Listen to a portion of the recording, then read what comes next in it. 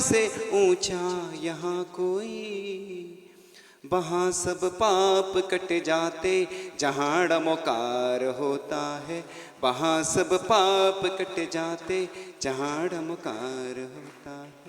कुंडलपुर के बड़े बाबा की असह्यकारी चमत्कारी मनोहारी सर्व रोगहारी श्री अजितनाथ भगवान की जय हो। 170 समोसरण विधान की जय। 684 जिन बिंबों की जय। पर्यूषण महापर्व की जय। उत्तम मार्दव धर्म की जय। परम पूजा आचार्य भगवान गुरुदेव शेखर विद्यासागर जी महामुनि राज की जय। मुनि शेखर विमल सागर जी, अनंत सागर जी, धर्म सागर जी, अचल सागर जी आदि समस्त 3 कमला करोड़ मुनि राजों की जय। पूज्य मुनिवर श्री भाव सागर जी महाराज की, मुनि संघ की।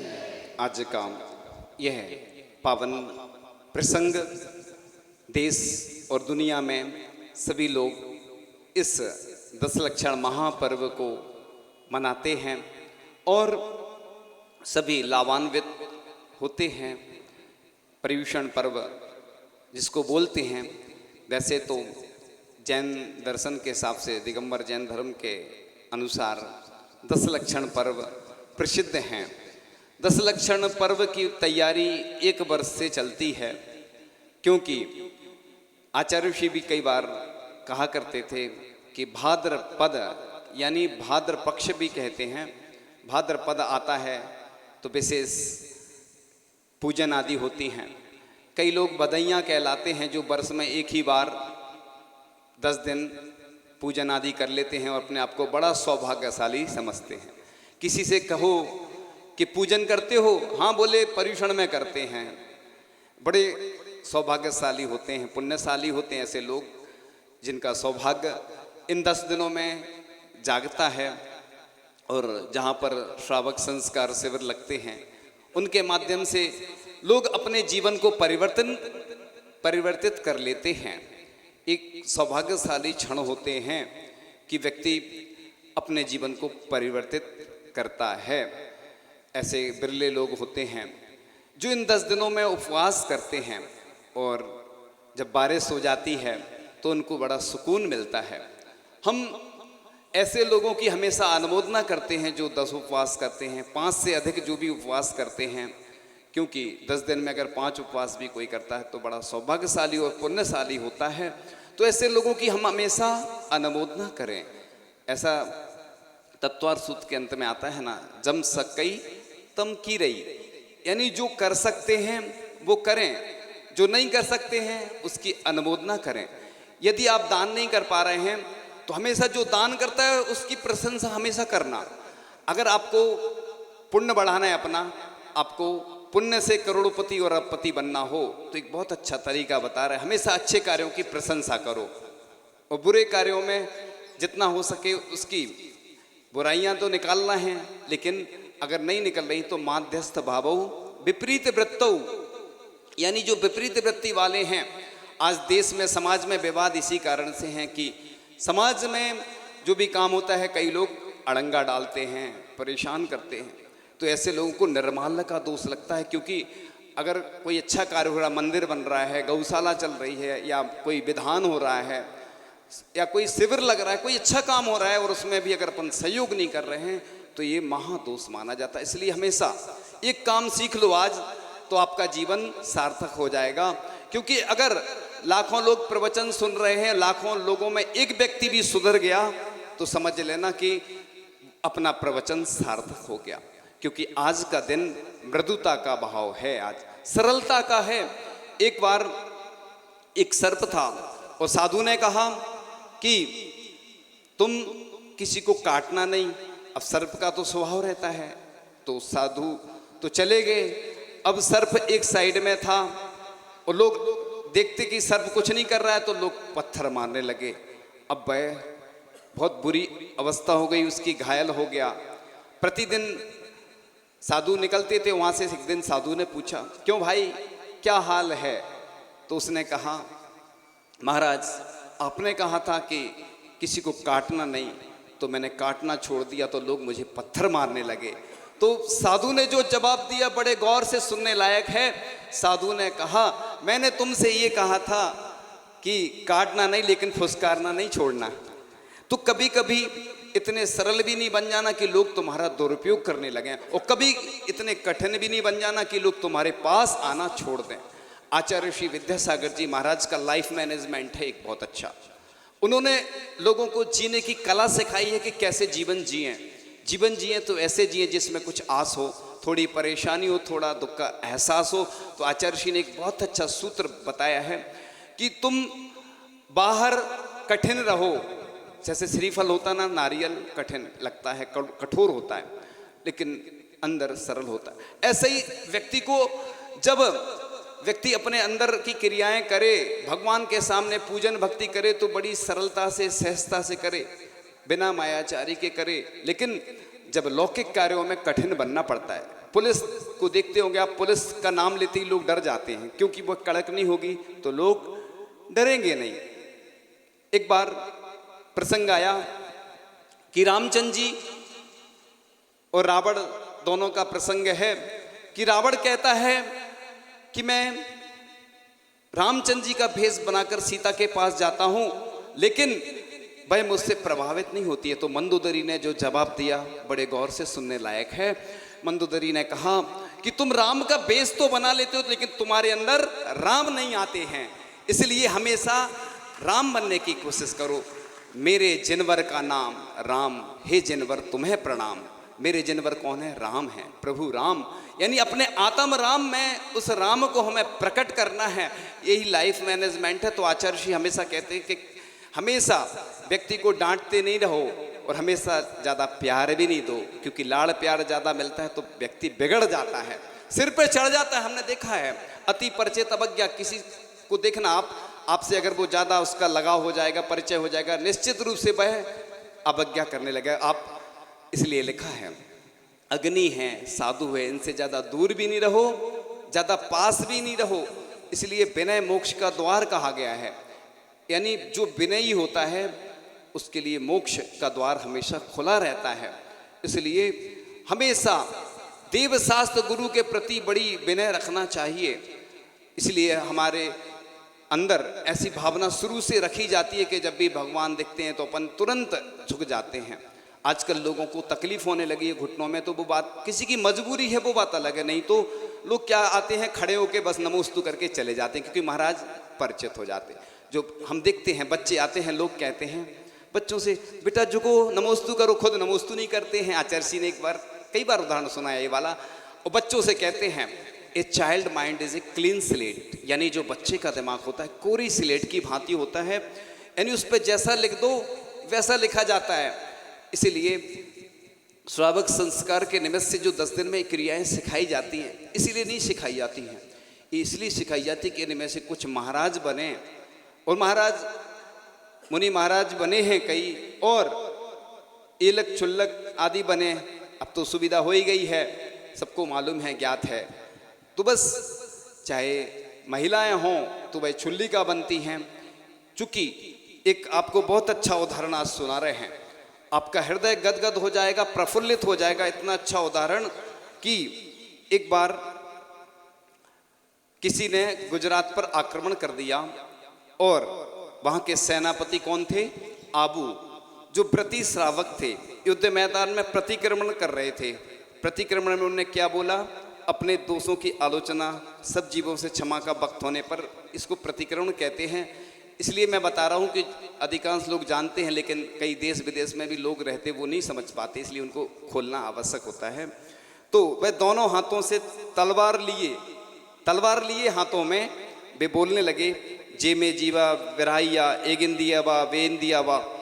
तो बस दोनों हाथों में तलवार लिए, और किसी ने उन पर कमेंट्स किया, क्योंकि जैन लोगों को ऐसे ही बोलते ना लोग, कमेंट्स करते कई लोग, ये तो अहिंसक हैं, ये क्या करेंगे। तो उन्होंने कहा कि ये नरम नरम हलवा खाने वाले जैन क्या वीरता दिखा सकते हैं? सेना के सरदार के मुख से सुनकर भी वे प्रतिक्रमण करते रहे। युद्ध का मैदान है, तलवार हाथ में लिए प्रतिक्रमण कर रहे हैं, और बस प्रतिक्रमण समाप्त होने पर शत्रुओं के सरदार को ललकारा और सूरवीरता पूर्वक युद्ध करते हुए शत्रुओं के छक्के छोड़ा दिए, और जो सेनापति थे वह मैदान छोड़कर भाग गए। लोग कहते हैं कि जैन डरपोक होते हैं, इसलिए तो बस वह व्रती सेनापति आबू को जब अभिनंदन पत्र भेंट करते हुए रानी ने हास्य में कहा कि सेनापति, जब युद्ध में एक इंद्रिय और दो इंद्रिय आदि जीवों से जब क्षमा मांग रहे थे तो हमारी फौज घबरा उठी थी कि जो एक इंद्रिय जीव से क्षमा मांगने वाला पंचेंद्रिय मनुष्य को युद्ध में कैसे मार सकेगा। इस पर व्रती श्रावक आबू ने उत्तर दिया कि महारानी जी, मेरे अहिंसा व्रत का संबंध मेरी आत्मा के साथ है। आत्महित के लिए सभी जीवों की रक्षा का भाव रखता हूँ। मेरे द्वारा अनजाने में उन्हें कष्ट हुआ हो तो क्षमा मांगता हूँ, किंतु यदि देश समाज और धर्मायतन की सेवा के लिए मुझे युद्ध तथा हिंसा भी करनी पड़े तो मैं उसे धर्म मानता हूँ, क्योंकि यह शरीर भी राष्ट्रीय संपत्ति है। ऐसा पूज्य ज्ञान सागर जी महाराज ने कहा है। शरीर क्या है? हमारी राष्ट्रीय संपत्ति है। एक बार आचार्य श्री का स्वास्थ्य खराब हो गया और हम आचार्य श्री के पास चंद्रगिरी में गए और आचार्य श्री से बात करने में कभी कभी तो कठिनाई लगती, कभी कभी सरलता लगती। और मैंने आचार्य श्री को, शरीर इतना कमजोर हो गया आचार्य श्री का, तो मैंने देखा और आचार्य श्री से कहा, आचार्य श्री पूज्य ज्ञान सागर जी महाराज ने कहा है कि शरीर हमारी राष्ट्रीय संपत्ति है। और हमने कहा आचार्य श्री आप इसको नुकसान पहुंचा रहे हैं। और जैसे ही मैंने कहा और मेरे पैरों तले जमी खिसक गई, क्योंकि मुझे ये लगा कि अब आचार्य श्री कुछ ना कुछ हमें डांटेंगे। लेकिन हमारे गुरुवर इतने महान हैं कि वाकई में आचार्य कुंद स्वामी ने जो लिखा है, क्या लिखा है, सम सत्तु बंधु बग्गो समसुए दुखो पसंद से डिंद समो समलोट कंचोणो पूर्ण जीवित मरणे समो समड़ो। यानी चाहे शत्रु हो, चाहे मित्र हो, चाहे कांच हो, चाहे कनक हो, आदि आदि में समता रखना। और समता ही सामयिक है। लोग कहते हैं 24 घंटे सामयिक 3 बार होती है 24 घंटे में, लेकिन 24 घंटे ही सामयिक होती है साधु की, क्योंकि हर चीज में, आहार में, विहार में, हर सब में अगर समता रख रहे हैं तो वह सामयिक है। ऐसा आचार्य कुंद स्वामी ने नियम सार में भी लिखा है कि किम का हदिवण वासो काय किलेसो विचितो वासो अज्जैन मोड़ पहुदी समदा रईदस समड़स। यानी बड़े बड़े उपवास कर लेना, मौन रख लेना, व्रत उपवास नियम संयम सब कुछ कर लेना, सब व्यर्थ है समता के बिना। इसलिए सामयिक तो 24 घंटे होती है, लेकिन 3 बार इसलिए की जाती है कि हमारे अंदर संस्कार बने रहें कि हमें सामयिक करना है, इसलिए सामयिक करते हैं। तो आचार्य भगवान कितने समता के धनी हैं। देखो इतने अस्वस्थ अवस्था में जब हमने उनसे कहा तो उनने कुछ नहीं दिया, क्योंकि जवाब नहीं देना ही लाजवाब है। ऐसे हमारे आचार्य भगवान हैं कि जिनके बारे में जब हम उनके बारे में जितनी स्तुति करते हैं, गुणगान करते हैं, सब ऐसे लगता है कि कुछ कह ही नहीं पा रहे हैं।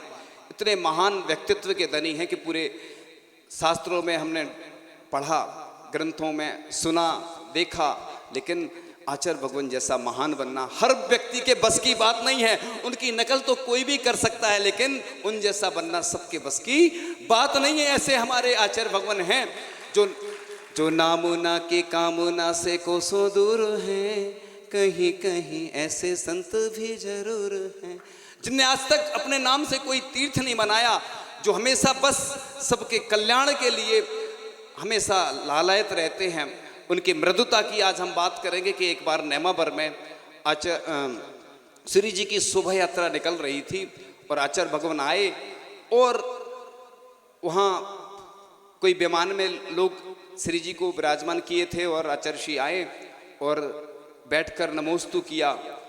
और जहाँ बैठकर उन्होंने नमोस्तु किया उधर धूल रखी थी, धूल थी पूरे में, और जब वो बैठकर उसी धूल में बैठकर नमोस्तु करने लगे, हम देखकर दंग रह गए कि ऐसी विनय होना चाहिए कि भगवान के प्रति कितने समर्पित हैं।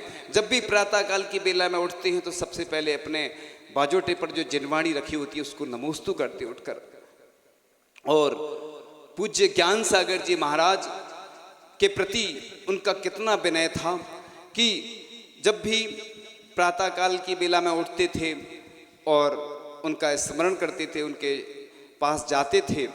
और पूज्य ज्ञान सागर जी महाराज की विनय का उदाहरण मुझे याद आ रहा है कि पूज्य ज्ञान सागर जी महाराज ने आचार्य पद का त्याग कर दिया और पूज्य श्री विद्यासागर जी महाराज के पास जब आचार्य पद आ गया तो वह उनके पास जाते हैं चतुर्दशी के दिन और अपनी आलोचना करते हैं और कहते हैं कि मुझे, हे गुरुवर, मुझे प्रायश्चित दीजिए। और प्रायश्चित लेने के लिए जाते हैं तो उनके चरणों को उठा करके, किसके? पूज्य विद्यासागर जी महाराज के, पूज्य ज्ञान सागर जी महाराज उनके चरणों को उठा करके अपने माथे पर लगाते हैं। जैसे वो बैठे हैं उनके चरणों को उठाते हैं और चरणों में नहीं लगाते हैं अपना माथा, उनके चरणों को उठा के अपने माथे पर लगाते हैं। ये जब मैंने पढ़ा और सुना ये उदाहरण तो मैंने देखा कि वाकई में आचार्य श्री के मुख से बड़े बड़े धवला, जय धवला, महाबंद और बड़े बड़े ग्रंथ पढ़े, लेकिन ये उदाहरण मुझे कहीं देखने में नहीं मिला। जो मैंने ये जब पढ़ा और सुना कि देखो अब आज कोई भी बड़ा व्यक्ति हो जाता, किसी के ऊपर, किसी के पास धन आ जाता है, किसी के पास ज्ञान आ जाता है तो बड़ा मद आ जाता है। हम देखते हैं किसी के पास कोई पद आ जाए तो इतना मद आ जाता है कि वो किसी को कुछ समझते ही नहीं। लेकिन ये उदाहरण देख के मुझे लगा कि वाकई में ऐसे पूज्य ज्ञान सागर जी महाराज जैसे गुरु थे वैसे ही उनके शिष्य हैं कि देखो एक दूसरे के प्रति कितना विनय, पहले वह उनका विनय करते थे। और आज आचार्य भगवान जो भी काम होता है यही कहते हैं कि पूज्य ज्ञान सागर जी महाराज की कृपा से यह काम हुआ है। वह अपने ऊपर कभी ये श्रेय नहीं लेते हैं, तो वह प्रतिक्रमण करके जाते हैं, प्रायश्चित के लिए निवेदन करते हैं, हे गुरुवर मुझे प्रायश्चित दीजिए। ऐसा बिरला उदाहरण, मान कसाय को मर्दन करने का इससे बड़ा क्या उदाहरण हो सकता है। लोग कहते हैं कि करोड़ों रुपए मिलने पर भी इतनी सेवा पिता की कोई नहीं करता जितनी पूज्य विद्यासागर जी महाराज ने, पूज्य ज्ञान सागर जी महाराज की सेवा की। जो वयोवृद्ध थे, तपोवृद्ध थे, ज्ञानवृद्ध थे और 80-82 साल के थे, और पूज्य आचार्य श्री विद्यासागर जी महाराज 20-25 की उम्र के बीच के थे। सोचिए, चौगनी उम्र के थे। लोग कहते हैं कि वृद्धों के पास कुछ नहीं होता है, लेकिन वृद्धों की एक एक झुर्री पर हजारों अनुभव लिखे होते हैं। इसी प्रकार से हमें भी देवशास्त्र गुरु के प्रति, अपने जो पारिवारिक लोग हैं उनके प्रति विनय रखना चाहिए। यही मोक्ष का द्वार है। आज का धर्म यही हमें सिखाता है कि हमें अपने जीवन में कैसे सरलता लाना है, कैसे मृदुता लाना है। तो हम आज हमारे चाहे स्कूल हो, चाहे धार्मिक स्थल हो, चाहे पाठशाला हो, ये सब गायब होते जा रहे हैं क्योंकि लोग इतने अक्खड़ होते जा रहे हैं कि ये कोई ना तो सिखाया जाता है ना कोई सीखने का प्रयास करता है। वाकई में ये पर्युषण पर्व, जो 10 लक्षण पर्व आते हैं, ये हमें कुछ सिखाने के लिए आते हैं। तो एक भजन था, कुछ पंक्तियाँ उसकी बहुत अच्छी हैं। 10 लक्षण की धूम की भक्ति छाई है, भक्त रहे हैं झूम की भक्ति छाई है। घर से निकले थे हम बाजार जाने को, आप पहुँचे तीर्थ धाम की भक्ति छाई है। मंदिर में आकर बस दर्शन करना था। ये सोच के आए थे कि बस दर्शन करने जा रहे हैं। मंदिर में कई लोग आते ना, सिर पटकते हैं और चले जाते हैं, भगवान को देखते नहीं हैं, बस दिखाने के लिए आते हैं। ऐसे भी लोग आते हैं। और करने लगे विधान की भक्ति छाई है, अलमारी भर हमें लगाना ताला था, सीखे देना दान। एक प्रक्रिया होती है कि पूजन के माध्यम से एक दान किया जाता है ना, और भी शांति धाराभिषेक के माध्यम से दान किया जाता। तो ये पर्युषण पर्व या अन्य प्रतिदिन जो हम क्रियाएं करते हैं वो हमें सिखाती हैं कि भक्ति छाई है। मंदिर जाने से हमको डर लगता था। ऐसा नहीं कि मंदिर में गए और महाराज जी ने देख लिया, पकड़ लिया, कुछ नियम दे दिया। लोग आजकल इसलिए नहीं आते साधु संतों के पास, कई लोग डरते हैं कि महाराज जी ने नियम दे दिया, तम्बाकू छुड़वा दी। कई लोग तो 16 की तम्बाकू खा रहे होंगे पर्युषण में, उसको स्नान कराते हैं तम्बाकू को, फिर खाते हैं कई लोग कि 16 की चाय, 16 की तम्बाकू। एक जगह तो पर्युषण के बाद लोग 12 बजे के बाद ढाबे पे जाते भोजन करने, कि बोलते रात 10 दिन पूरे हो गए, 12 बज गए, अब दूसरा दिन लग गया, रात में खाते हैं पर्युषण में। ऐसा आप लोग नहीं करना। और इसलिए बताया जा रहा, अब वन बैठे भक्ति भक्ति छाई है, एक नियम भी लेने से हम डरते थे, कर बैठे सब त्याग की भक्ति छाई है। तो इस प्रकार से ऐसी भक्ति अपन करें। नमन नमन में फेर है, अधिक नमे बेईमान, दगाबाज दूनों नमे, चीता चोर कमान। तो इस प्रकार से नमन नहीं करना, नमन इस प्रकार से करना कि हमारा जीवन परिवर्तित हो जाए। और आचार्य जी ने जो लाइफ मैनेजमेंट बताया है, और जो हमारे तीर्थंकरों ने, हमारे भगवंतों ने जो लाइफ मैनेजमेंट बताया है, यह श्रावक संस्कार शिविर के माध्यम से आपको ये 10 दिनों में लाइफ मैनेजमेंट यानी जीवन जीने की कला बताई जाएगी कि कैसे हमें भगवान बनना है। दुनिया में डॉक्टर बनने की, इंजीनियर बनने की कला सिखाई जाती है, लेकिन एक जैन धर्म है जहां पर लाइफ मैनेजमेंट से लेकर मृत्यु को महोत्सव बनाने की कला सिखाई जाती है कि तुम मृत्यु भी तुम्हारी हो तो मृत्यु महोत्सव मनाया जाए। जन्म का महोत्सव तो दुनिया मनाती है, लेकिन हमारा जैन धर्म मृत्यु को महोत्सव बनाने की कला सिखाता है। तो यहाँ पर हमें अच्छे से जीवन जीने की कला सिखाई जाएगी कि कैसे हम अपना अच्छा व्यक्तित्व बनाएं।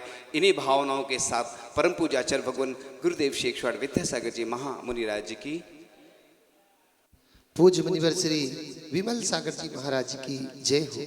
बंधुओं, पूज्य मुनिवर श्री भाव सागर जी महाराज की मुखारबिंद से आप आज मार्दव धर्म के इन मार्मिक उद्बोधनों को